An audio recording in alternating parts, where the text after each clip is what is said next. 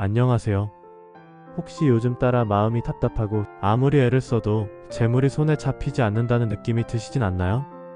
열심히 일하고 정직하게 살아왔는데도 늘 돌아오는 건 고단함 뿐이고 통장은 늘 비어있고 어쩌다 들어온 돈도 어디론가 술술 빠져나가는 듯한 기분. 남들은 운이 좋아서 잘 풀린다고들 하는데 나는 왜 늘 같은 자리에서 제자리 걸음만 하고 있는 걸까?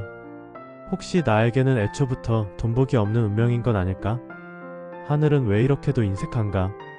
그런 생각이 들었던 적 있으시지요? 하지만 정말 그럴까요? 풍수적으로 보면 복이라는 건 단순히 하늘이 무작위로 주는 선물이 아닙니다. 조상님은 우리가 감당할 수 있을 만큼의 복을 준비하신 다음 그걸 담을 그릇이 마련되었는지를 먼저 확인하십니다. 그리고 그 확인의 과정 속에서 우리는 반드시 하나의 징조를 마주하게 됩니다. 바로 조상님이 보내시는 신호입니다. 이 신호는 절대 요란하게 다가오지 않습니다. 가끔은 꿈속에서, 가끔은 몸의 느낌이나 집안의 변화, 혹은 아주 사소한 우연 같은 형태로 우리 앞에 나타납니다. 하지만 그걸 설마 그냥 기분 탓이겠지 하고 넘기게 되면 복은 문 앞까지 왔다가도 말없이 돌아서 버립니다. 반대로 그 신호를 알아보고 작게라도 움직이고 반응한 사람은 그때부터 인생의 흐름이 완전히 달라지기 시작합니다. 평생 가난하다고 믿었던 사람도 조상님이 보내는 그 한 가지 신호를 정확히 알아차린 순간부터 돈복이 풀리고 재물운이 따라오기 시작했다는 이야기들, 실제로 너무나 많습니다. 오늘은 바로 그 이야기를 드리겠습니다. 조상님이 복을 주시기 전 반드시 보내시는 신호는 무엇인지, 그 신호가 왜 하늘의 흐름과 연결되는지, 그리고 그걸 알아차린 사람들의 인생은 어떻게 바뀌었는지 지금부터 그 비밀을 풀어보겠습니다. 혹시 지금 여러분 삶에 이유 없이 반복되는 느낌, 말없이 찾아오는 우연, 또는 꿈속 조상님의 모습이 떠오르고 있다면 지금 이 영상이 여러분이 그 신호를 놓치지 않도록 도와주는 시작이 될 수 있습니다. 첫 번째로 알아볼 신호는 꿈입니다. 조상님께서는 꿈을 통해 우리에게 메시지를 전달하시는 경우가 많습니다. 특히 돌아가신 조상님이 꿈에 자주 나타나신다면 이는 중요한 신호일 수 있습니다. 예를 들어 어떤 분은 꿈에서 돌아가신 할아버지가 나타나셔서 특정 장소를 가리키는 모습을 보셨다고 합니다. 처음에는 그 의미를 몰랐지만 나중에 그 장소를 방문해보니 오래된 물건 속에서 예상치 못한 재산을 발견하게 되었다고 합니다. 이처럼 조상님이 꿈에 나타나셔서 반복적으로 어떤 행동을 하시거나 특정한 말씀을 하신다면 그 의미를 깊이 생각해보고 행동으로 옮기는 것이 중요합니다. 꿈을 단순한 현상으로 치부하지 말고 조상님의 메시지로 받아들이는 자세가 필요합니다. 두 번째 신호는 집안의 분위기 변화입니다. 평소와 다르게 집안이 갑자기 무거운 느낌이 들거나 반대로 이상하게 편안하고 밝은 기운이 느껴진다면 이는 조상님이 보내시는 신호일 수 있습니다. 특히 풍수적으로 집안의 기운은 재물운과 밀접한 관련이 있습니다. 예를 들어 어떤 가정에서는 갑자기 거실에 놓여있던 화분이 시들기 시작하고 전자기기가 자주 고장나는 일이 발생했습니다. 이를 이상하게 여긴 가족이 풍수 전문가의 조언을 받아 집안의 가구 배치를 바꾸고 조상님께 정성을 다해 제사를 지낸 후 집안의 분위기가 밝아지고 재물운이 상승하는 경험을 했다고 합니다.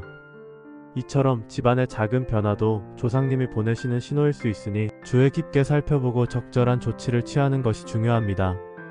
세 번째 신호는 우연한 만남이나 사건입니다. 살다 보면 예상치 못한 사람을 만나거나 우연한 사건이 발생하는 경우가 있습니다. 이러한 우연이 반복되거나 강한 인상을 준다면 이는 조상님이 보내시는 신호일 수 있습니다. 예를 들어 한 여성은 오랜만에 키를 컸다가 우연히 어린 시절 친구를 만나게 되었습니다. 그 친구는 새로운 사업을 시작하려고 투자자를 찾고 있었고 이 여성은 그동안 모아둔 자금을 투자하게 되었습니다. 결과적으로 그 사업은 크게 성공하여 그녀의 재정 상태가 획기적으로 개선되었다고 합니다. 이처럼 우연한 만남이나 사건이 계속해서 일어난다면 그것을 단순한 우연으로 넘기지 말고 조상님이 주시는 기회로 받아들이는 것이 중요합니다. 네 번째 신호는 직감이나 예감입니다. 가끔 이유 없이 어떤 장소에 가고 싶거나 어떤 행동을 해야 할 것 같은 강한 느낌이 들 때가 있습니다. 이러한 직감이나 예감도 조상님이 보내시는 신호일 수 있습니다. 예를 들어 한 남성은 갑자기 오래된 서랍을 정리하고 싶은 충동을 느꼈습니다. 그 서랍을 정리하던 중 잊고 지냈던 중요한 서류를 발견하게 되었고, 이를 통해 큰 재정적 이익을 얻을 수 있었다고 합니다. 이처럼 우리의 내면에서 울리는 직감이나 예감도 조상님의 메시지일 수 있으니 무시하지 말고 따라가 보는 것이 좋습니다. 실제로 저에게 제보를 주신 분 중 한 분의 이야기를 들려드리겠습니다. 그분은 평생을 시장에서 장사만 하며 살아온 여성이었습니다.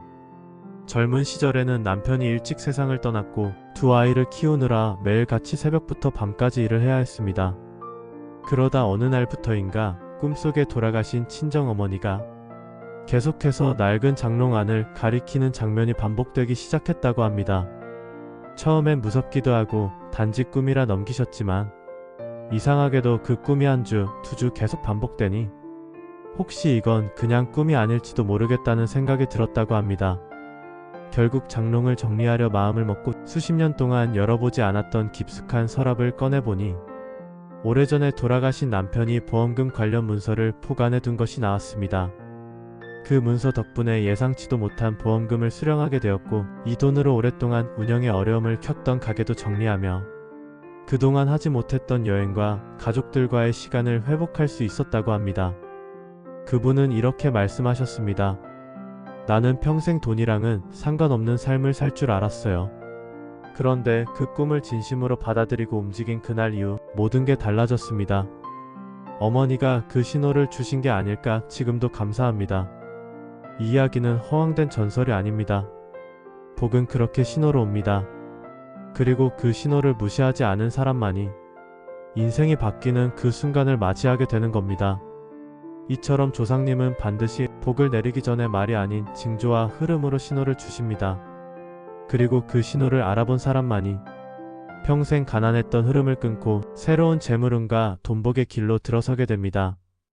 그렇다면 이러한 신호들을 어떻게 받아들이고 행동해야 할까요? 첫째, 조상님께 정성을 다하는 것이 중요합니다.